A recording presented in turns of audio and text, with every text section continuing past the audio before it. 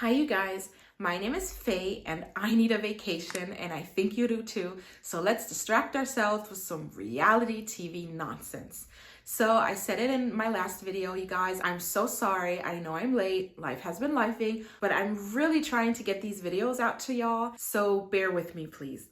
Today, we're going to be talking about the Real Housewives of Orange County, season 19, and we are going to be discussing 3 episodes. Yes, 3 episodes. Episodes 2, 3, and 4. But we're not going to go scene by scene. I'm just going to kind of pick out things that I want to talk about. And sometimes they're a bit random, so just FYI. So starting with episode 2, they show Gina in her new home with her family, and they show her dog. And the dog poops on the floor. I know it's crazy. I just had to bring this up because I feel like I'm going out of my mind. Like, why are these dogs never housebroken? In all of these reality TV shows, they always poop on the floor, they pee on the floor. Like, what is happening? Are you not taking your dog on a walk? Like, what's going on? Anyway, back to the more important stuff. Tamra, Emily, and Gina meet up. They're talking about Katie, of course, because that seems to be the theme of the season. More on that later.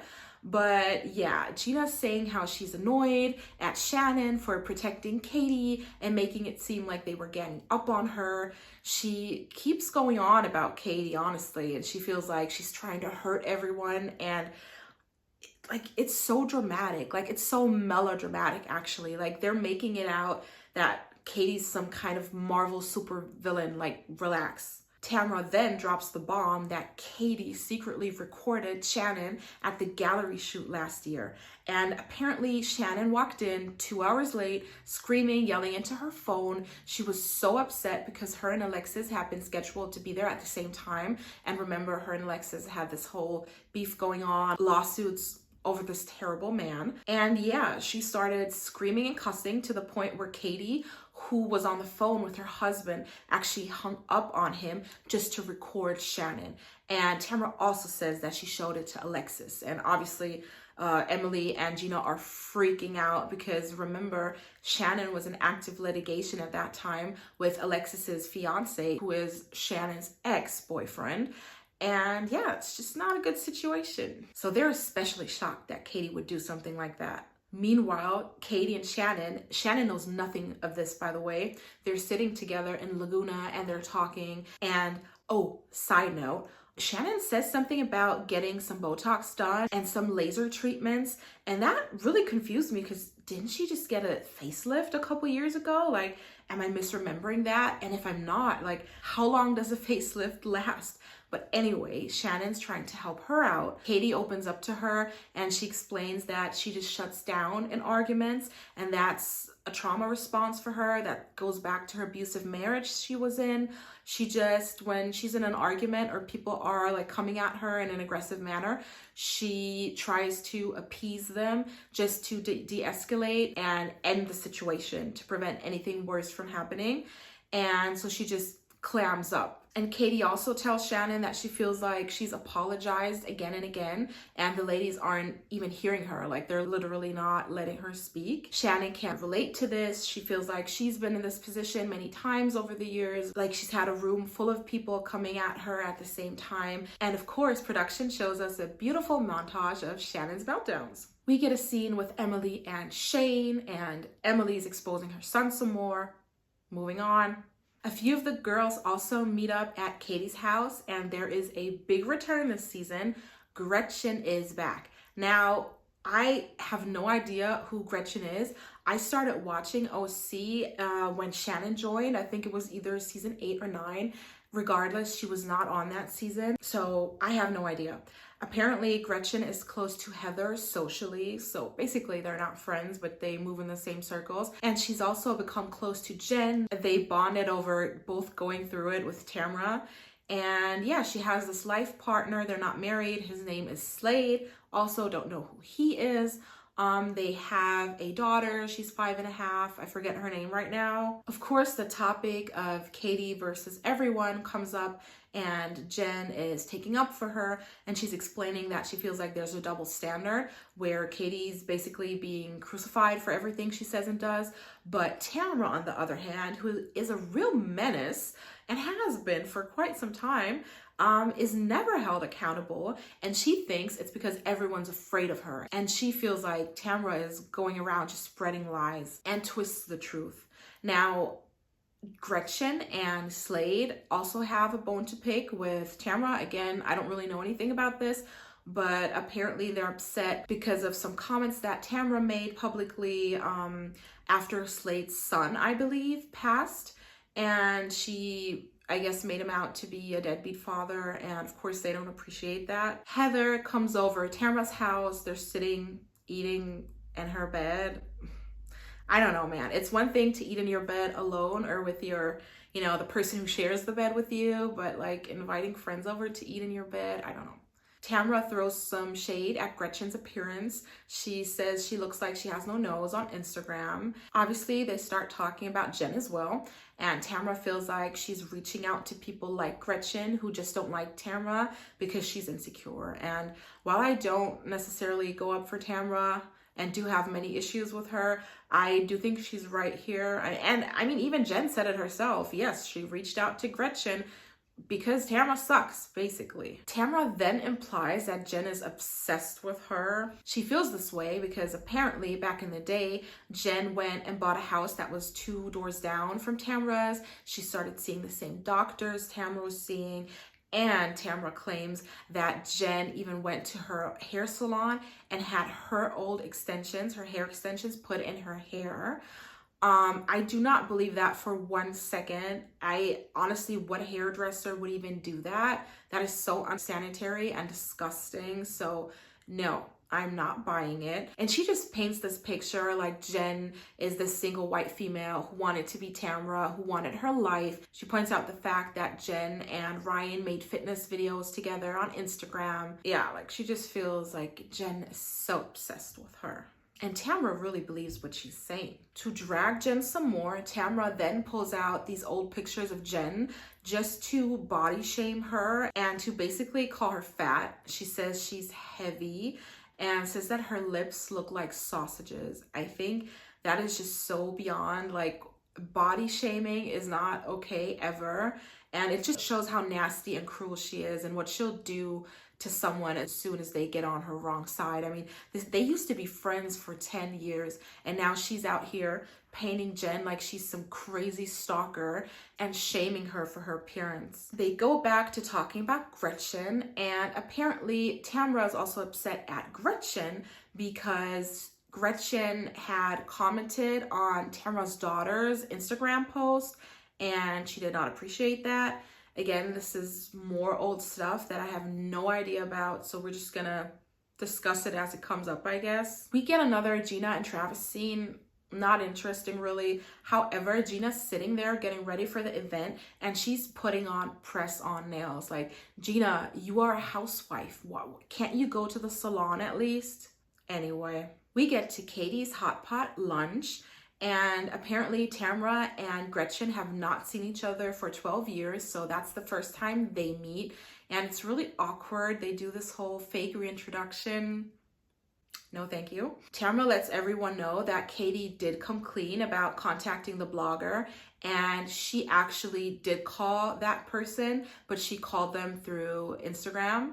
And apparently that makes a difference. I don't know. I find it interesting that Tamra did not mention this when she was at the spa with Emily and Gina, you know, dragging Katie. I feel like that's something she could have brought up, but I don't know the timeline, so I guess it's whatever. Gina gets really upset at this because Katie was very adamant that she had not ever called that blogger, and she finds it convenient that Katie would just forget something like that.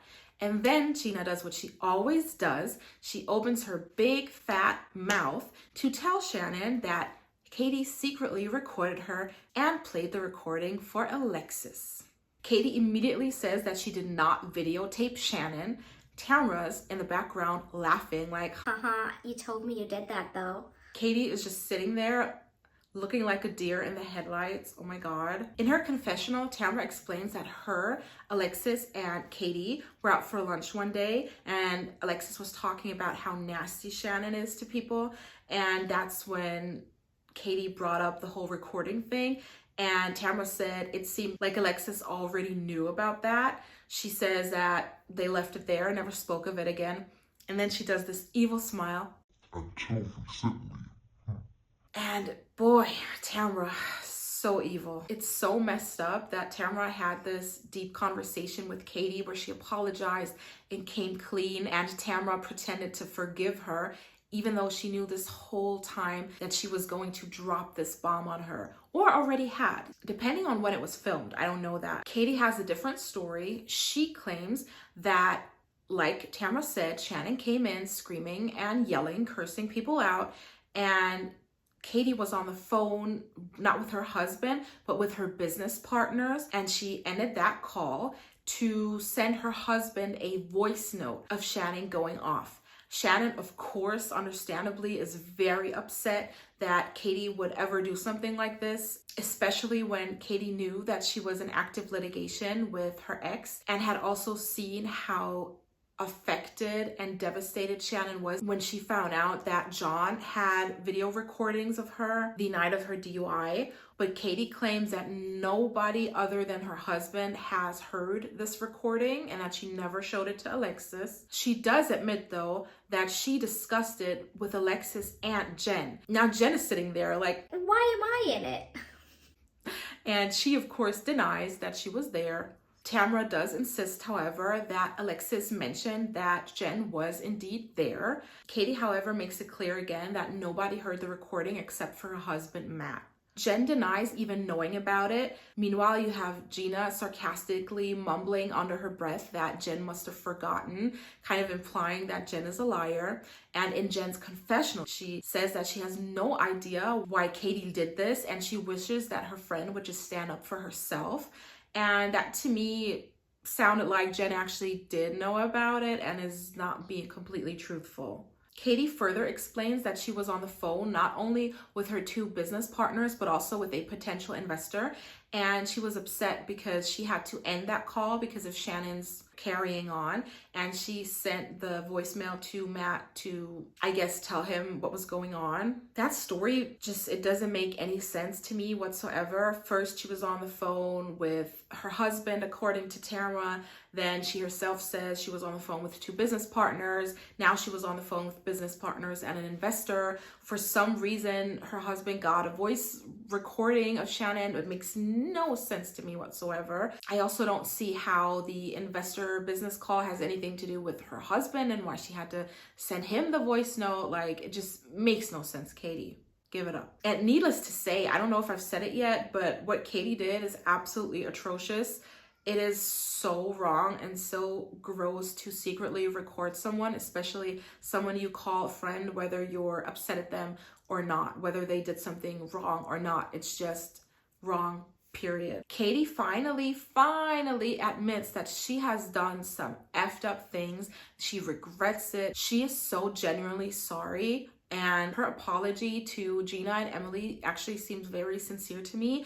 And Gina does say that she believes her. Emily, however, is sitting there and just looking nasty. As always, she is not impressed at all. Gina also apologizes to Katie for saying F her many times. Shannon is upset, obviously, and she ends up excusing herself from the lunch. She feels that after all the help she has given Katie, what she did is a pure betrayal. Jenn attempts to defend Katie by pointing out that they all had said they were moving on, but now it seems like they are holding Katie's feet to the fire for something so old. That's when Emily starts screaming again, like she explodes, like she always does.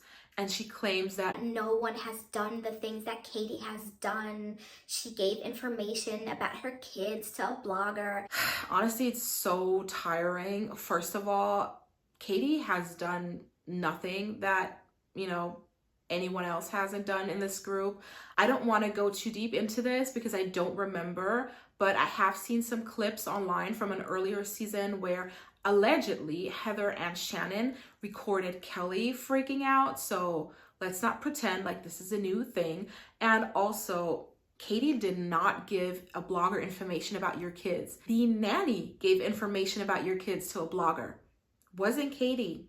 It is funny though, Tamra catches a stray when Gretchen corrects Emily by pointing out that Tamra actually has leaked stories about her. Tamra basically tells Gretchen to get over it, that she doesn't talk about her. But then Gretchen lets it be known that Tamra has been proven to be a liar. And she mentions Tamra's lawsuits with Jim Bellino and now Ryan. Tamra claims that she only misspoke and has apologized. Then Gretchen and Tamra argue about whether or not Gretchen contacted Tamra's daughter, who doesn't speak to her. Gretchen says she commented on a post. Tamra sees that as the same thing as sliding into the child's DMs. And Gretchen keeps saying it's not the same, like a literal crazy person. Like, honestly, it was scary. She's like, It's not. It's not. wow. Like, honestly and truly, she could have been The Shining. With just that moment alone. And Tamra had me on the floor when she went, okay, evil.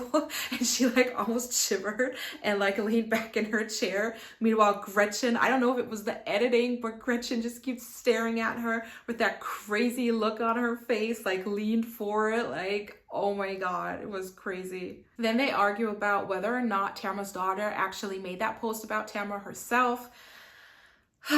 At the end of the day, I do feel, even though I don't know their drama, I do feel that it was wrong for Gretchen to interact with Tamra's daughter in any way. Children are off limits and it's just not appropriate. Tamra then starts screaming that Gretchen has been going after her for 12 years. They both feel like they've had things done to each other, and they do both admit that both of them have to take accountability, and that's kind of where they leave it. Side note, Emily is being so kooky. She put an egg in her purse.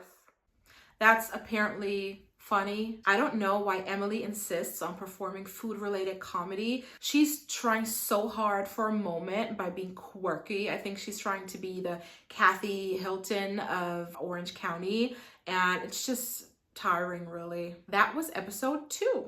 Tamra and Emily meet up, and of course they end up talking about Gretchen, and Tamra comes for her appearance again by saying that she looks like she was on Toddlers and Tiaras, but honestly not too much, Tamra, because just last season you were giving American Horror Story. If you know, you know. Tamra then whines about how she's the victim and there's a different standard for her versus everyone else, and she just can't understand why Jen can't forgive her what happened with Eddie and the FBI. She also says that she feels like Jen and Ryan are trying to bait her into a lawsuit, and Emily immediately agrees, like, oh, her and Gina are such lames. The way they blindly follow Tamra around is just such weirdo behavior. And Tamra shares that she has been advised by her lawyer not to be around Ryan.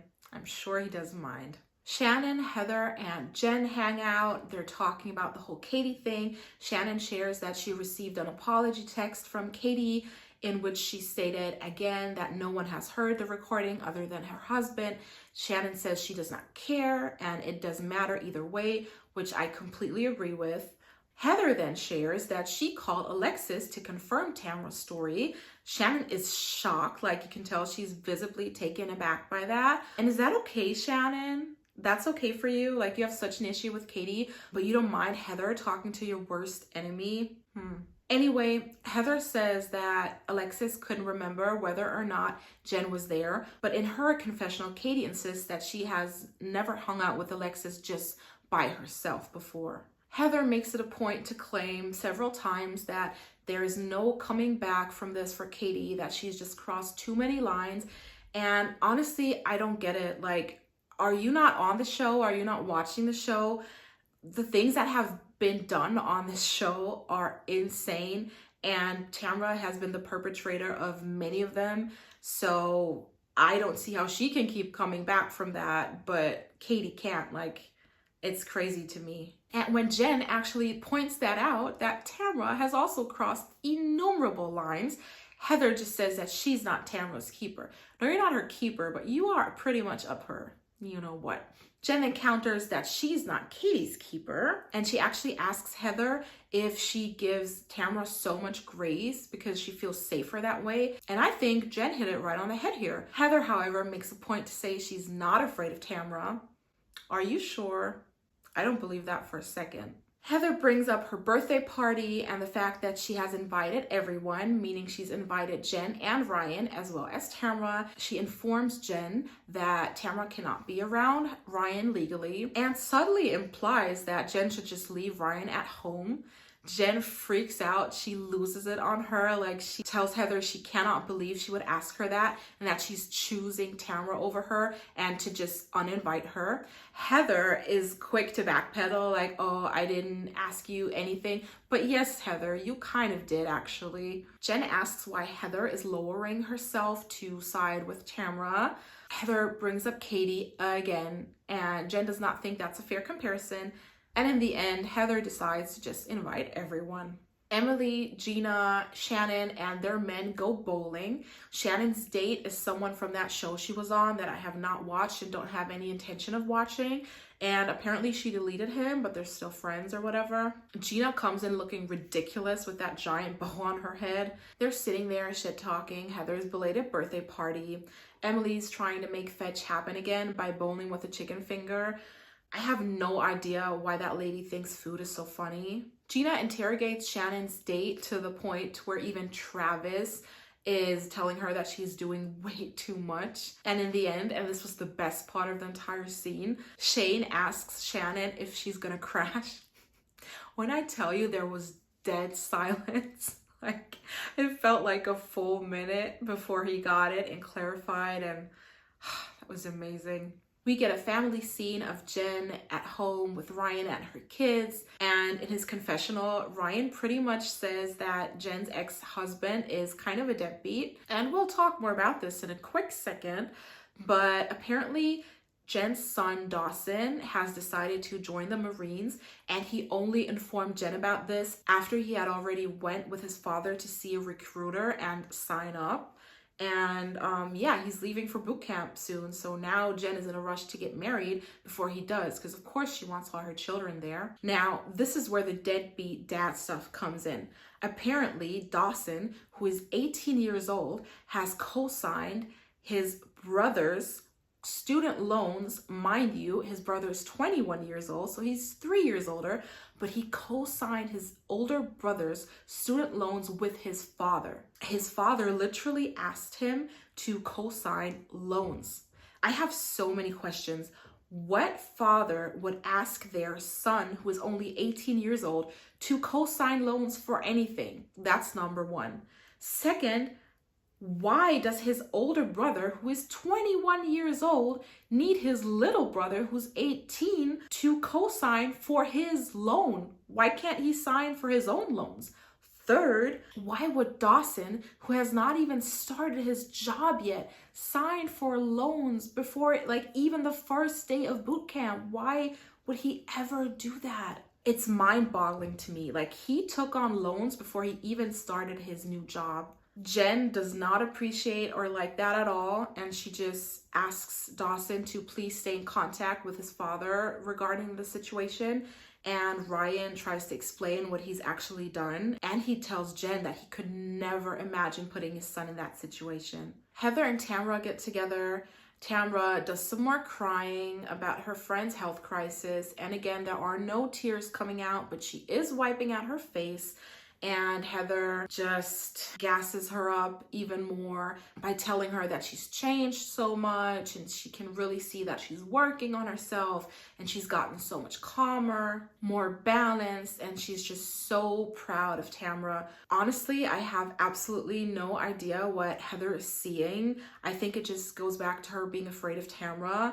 Or maybe she's just trying to be on Tamra's good side to, stay cool with the HBIC of the show so she can keep a job, because her storyline is not giving, and we'll get to that later. Heather even goes as far as to blame Gretchen for why people aren't giving Tamra grace, which is the perfect opportunity for Tamra to insist that it's Tamra bashing time and she's the victim. They also talk about Heather's birthday party, and Tamra straight up says that she wants Heather to uninvite Ryan. They go back and forth about that. Tamra is hurt and feels like Heather values Jenn and Ryan more, and she just lets Heather know that she may or may not be there and that Eddie definitely will not be there if Ryan is. It's the day of Heather's birthday party. Gina and Emily are talking some more crap about it. Honestly, I think they're jealous. Side note, Katie is so beautiful. It's crazy. Shannon comes in and everyone's like, oh my God, Katie, what are you gonna do? And Katie impressed me by deciding not to avoid Shannon. Shannon, however, wants her to stay away. Katie is hurt by Tamra stabbing her in the back after their sit down where she apologized, and she correctly notices that it's always Tamra kicking up the dirt. Katie asks Shannon to sit down and talk, which they do, and Katie immediately starts it out by apologizing again and saying that she absolutely has no excuse for what she did and did not mean to hurt Shannon at all. Shannon completely ignores that apology and goes back to the apology text and accuses Katie of making excuses in that text, to which Katie responds that she was merely trying to give context to the situation. Shannon tells Katie that what she did is illegal, and honestly, I used to really like Shannon. I always rode for her, or almost always, but she's losing me in this season. Like, what do you mean it's illegal? Lady, you have a DUI. Like, hello? Katie tells the story again of her being on the phone with the potential investors when Shannon came in upset, except for this time she adds that the phone was on speakerphone. I don't know. Shannon tells her that her stories don't make sense, and she says that the business call couldn't have been too important if she hung up on the business call to record her. And like I said earlier, Shannon is completely valid in feeling the way that she does. What Katie did was just wrong. But let's not pretend that it's the worst thing that anyone has ever done to anything else. Like, let's be serious. Shannon is upset that Katie is trying to defend herself, and she's getting really elevated, like very loud, very angry. And mind you, Katie was not defending herself at all. She literally started out the conversation by saying, I have no excuse. She was just explaining about the text, but she apologized. Like, she was not defending herself, Shannon. Anyway, Shannon tells Katie that none of her stories ever add up. I have to agree, Katie, I'm so sorry. And then Shannon insists that although the women do get dirty with each other, nobody has ever recorded her behind her back. Like I said, apparently Shannon has helped record someone behind their back, you know, Kelly, allegedly. I really don't remember. Katie again pleads for her life by assuring Shannon that no one has ever heard the recording besides her husband. Shannon then, you know, takes a low blow by saying that she worries about Katie's mental health. Now, Katie throws some shade by saying, you're worried about my mental health, basically letting her know that the call's coming from inside the house. And I don't think Shannon, like, as much as I've loved her and as long as we've had her on our screens, I don't think that Shannon is the one to criticize anyone or worry about anyone's, you know, mental state. Sorry, girl. Shannon is upset that Katie would do that to her and would video record her after the John Jansen videos, and Katie actually admits to doing it. She says, I did do that. But Katie, earlier you said there was no video. You said it was only audio recording. So what's the story here? Shannon goes so far as to put Katie in the same category as John Jansen, to which Katie vehemently objects, and rightfully so. She screams in Katie's face, telling her that she's the most evil person she has ever met. Pause. How is Katie the most evil person that you have met? Have you forgotten about your ex-husband? Have you forgotten about John Jansen? Oh, what about Tamra Judge? Oh, what about that guy Vicky was dating who pretended to have cancer? He literally lied about cancer. And you're sitting here like acting like Katie is Darth Vader. Like, girl, you are dragging it. Anyway, Jen and Gina come to break up the fight. Shannon is still like going off, and she's telling them that Katie is trying to defend herself. She calls it insanity. She calls Katie delusional and says she's not gonna let Katie get her riled up. She looks pretty riled up to me. And then Shannon actually declares Katie to be worse than not only Tamra Judge, but also Alexis Bellino. Like, girl. And in true Shannon fashion, she storms off. And that was episode 3. Now we finally get into episode 4. So we're still at Heather's birthday party. Shannon claims that she doesn't like to be upset and that she cuts off people who betray her. I disagree with that. I mean, just look at Tamra and Vicky. Like, that whole triangle of doom they have going on says otherwise. Katie is just distraught that she hurt Shannon and she decides to leave the party. Meanwhile, we see Tamra on the way to the birthday party. She's arriving not alone, but with Slade's ex. Apparently, her and Gretchen used to feud. And on the way in, Tamra catches Katie and Matt leaving. Matt immediately warns Katie not to talk to her, but Tamra says that she doesn't like to see her cry and she just wants to make sure that Katie's okay. Matt is not buying it, however. He actually calls Tamra out for pretending to care and reminds her that she started this entire situation. Tamra feigns innocence, but Katie reminds her that she brought that whole thing up at Katie's peace lunch when she knew that Katie was trying to make peace with these ladies, and she's almost crying at this point. Tamra claims that she thought that Gina knew that already when she told her. We know that's BS. Tamra knew what she was doing. And it is scary, I have to say, how vindictive Tamra is and how unforgiving, because Katie did apologize to her. Like, she did bend the knee, but Tamra she is out to destroy that girl. Katie rightfully questions why Tamra is bringing this up after a year if she cared so much and was so concerned for Shannon. Tamra tells Katie that she has only ever been nice to her. Katie's like, you called me a see you next Tuesday last year. What are you talking about? And, I've always been nice to you. Tamra brings up the bloggers and accuses Katie of leaking stories about her. Matt's husband was me. He was just like, oh, God. And they leave. Tamra's stunt with Gretchen's former nemesis completely flops. Gretchen just laughs it off. And Jenn just calls her thirsty. Might I say parched even. Even though Tamra's stunt flopped, Emily and Gina are sitting there pretending like it's the most entertaining thing that's ever happened, and they are so far up Tamra's behind, it's not even funny. They sit around making fun of Gretchen's appearance, saying she doesn't even look like a real person, and she looks like she dips herself in formaldehyde every day. They call her a Barbie Instagram filter from 2003. And it's just nasty. They're just sitting there like the two evil stepsisters. And might I say that they have both had their unfortunate looking moments. And I'll just leave it there. Meanwhile, Heather, Terry, Jenn, and Gretchen are talking. And Terry is sticking up for Tamra for some odd reason. He's telling them that Tamra deserves grace because she just went through this horrible life event and that she's changed. Gretchen points out that she can't have changed that much to show up here with Slade's ex. Jenn reminds him that Tamra never gives people grace when they're going through something. She says that Tamra actually doubles down and goes extra hard on people when they're at their lowest point. She names the situations with Gretchen and Ryan as an example, and she's just frustrated that they are supposed to handle her with kid gloves when she's never treated anyone that way. Heather tells Jenn not to throw people away just because they're damaged.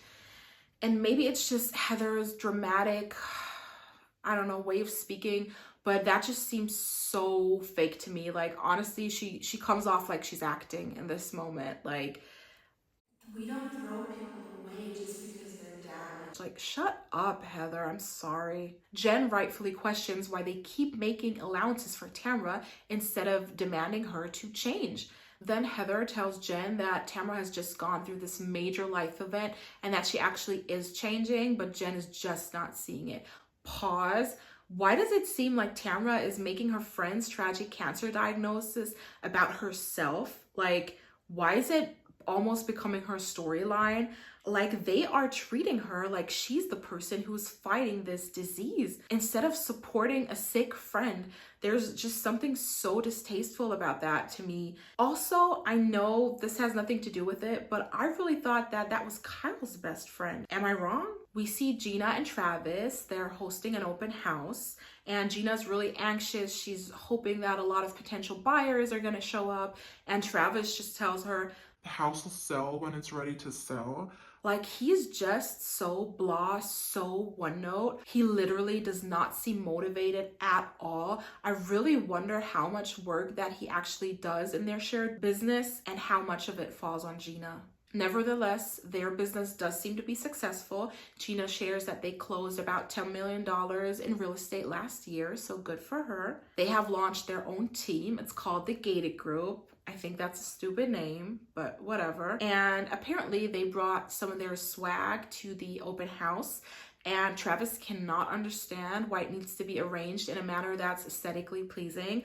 Like, again, sir, are you even a real estate agent? What are you doing here? Just like the food thing with Emily, Gina's shtick is her boyfriend's balls, and she keeps bringing them up for whatever reason. Like, we do not care. People start coming in, and we have Gina greeting them, welcoming everyone, and Travis lurking in the corner like a weirdo, head down, hands in his pockets, like, sir, like, what are you doing here? Are you even a real estate agent? What is your job? Because this, whatever he's doing, cannot qualify as working, surely. Also, might I say that Gina has terrible posture. I mean, I don't want to critique her too much on that. I don't know if she has anything going on with her spine, but if she doesn't, she really needs to work on that. Anyway, in her confessional, Gina says that she cannot believe that she's doing so well. It almost feels too good to be true, and she's just waiting for something bad to happen. And this feeling of finally being able to breathe is just new to her. And even though I don't see it for Gina, I really am happy for her, because she has come a long way. We see Heather and some real estate agents at her house that she bought. Nothing to see here. It's just another real estate storyline, and that goes back to what I said in the beginning of the video. Heather is not giving anything. Like, that's not true. She's giving wealth and she's giving luxurious events, which I appreciate her for. But other than that, there's no personal storyline. Like, at this point, she might as well be a friend of. And maybe that's why she's clinging to Tamra so hard. Shannon, Emily, and Gretchen do some aerial yoga. They end up talking about Tamra, of course, and Emily takes it upon herself to campaign for Tamra, for Gretchen to forgive her or to sit down with her. Gretchen is not really interested in her, and even Shannon says that she has no idea if Tamra could truly substantially change, because there's just always been this pattern of behavior. And I agree with Shannon, and I hope she remembers that. Heather, Gina, and Katie are having lunch together. Heather brings up a person called Kiki Moni. Apparently she's a radio host and influencer, and I guess Katie met up with her. We then find out that Tamra actually told the ladies that Katie was asking this person to put out stories. And when I tell you, Katie was shocked, just like flabbergasted. She could not believe it. She immediately denies ever having done that. She actually calls the accusation a blatant lie, and she's sitting there almost crying, really. Gina tells Katie that she shouldn't even be talking to any media people, which I agree with. It's not the safest position for her as a new housewife. Heather informs Katie that no one knows what to believe when it comes to her anymore. Katie is standing firm on the fact that this is a lie. She says that she's never denied anything, but she is denying this. And she asks Tamra to prove that she's done that. In the confessional, however, Gina just says that all Katie does is lie. And I do have to say, Katie has lied, and her stories haven't always made sense. And I don't know if that's because of her trauma response, or if she just is a liar, or if she gets nervous when she's caught, and she's in conflict. I don't know.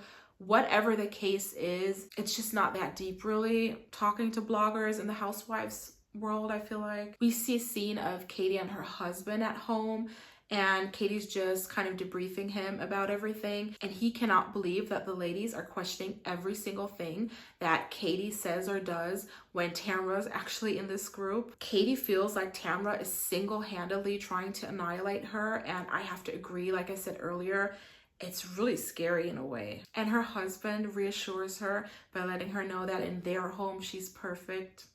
And I find that so cute. Katie feels like they are treating her like she unalived someone. And I completely agree. Like, they are taking it too far. Yes, she's lied. Yes, she's made mistakes. Yes, she's done, something unforgivable. I get it if Shannon never wants to talk to her again. But they really are dragging it. And it's just too much. I hate a gang up, especially an orchestrated one. And it just seems like this entire season is the Katie takedown season.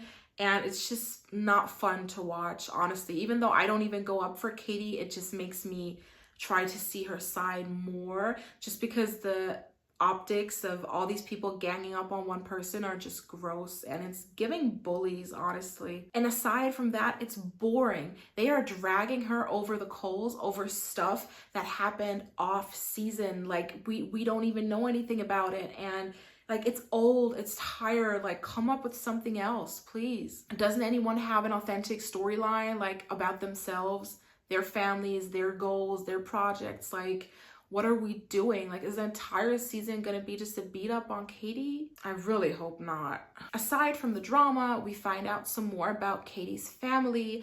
Apparently, now that her son has decided to move in with her, this is gonna be the first time that she has all of her children with her under the same roof, which just makes me really happy for her. However, her daughter Kylie is getting ready to leave for college. Katie doesn't want her to. She wants all her children close for the first time, which I get, but it seems like her husband is really pushing Kylie moving out because he wants her to be independent, which, you know, is also understandable. But honestly, I wish, you know, Katie could just have her kids all with her, you know, for a while. The big moment of this episode is the Jenn and Tamra sit down. They have agreed to go out together and talk about their issues. In her confessional, Tamra pretty much says that she feels like Jenn should just get over it because she's already apologized and she doesn't understand what more Jenn wants from her.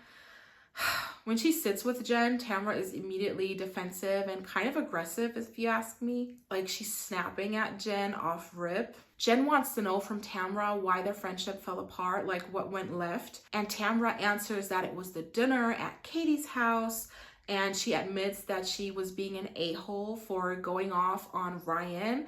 But she does let it be known that Ryan is not innocent because he said all these awful things about Eddie. Jenn counters with the whole Tamra spreading this false story about their house being raided by the FBI. Tamra then starts screaming. She's ranting about how Jenn can do whatever she wants, but if anyone says anything back, then they're the bad person. She lets it be known that she had built up anger over Ryan coming for Eddie. Like, that's an excuse to make a claim that defamatory. Tamra then starts to feel like Jenn is being condescending towards her because Jenn is, you know, calm. She's not screaming. She probably was being a little condescending when she said, "Oh, so let's approach it this way since that seems to work better for you." I guess that is condescending.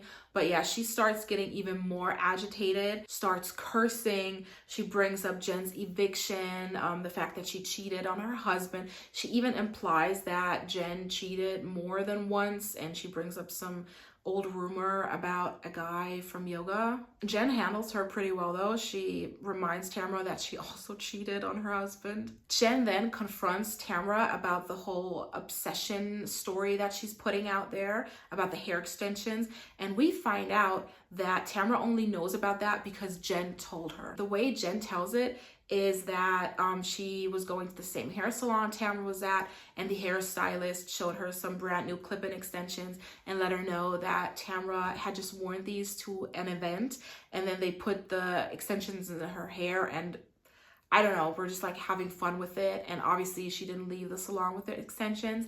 I mean, I have to say, I still think that's bizarre. Like, it's strange. Why would you do that? I don't know. But it's definitely different than what Tamra said. Like, Jenn did not put used hair extensions in her hair and leave the salon. And it really was supposed to be a joke, according to Jenn, which is why she told Tamra about it when they got closer, because it was funny to her.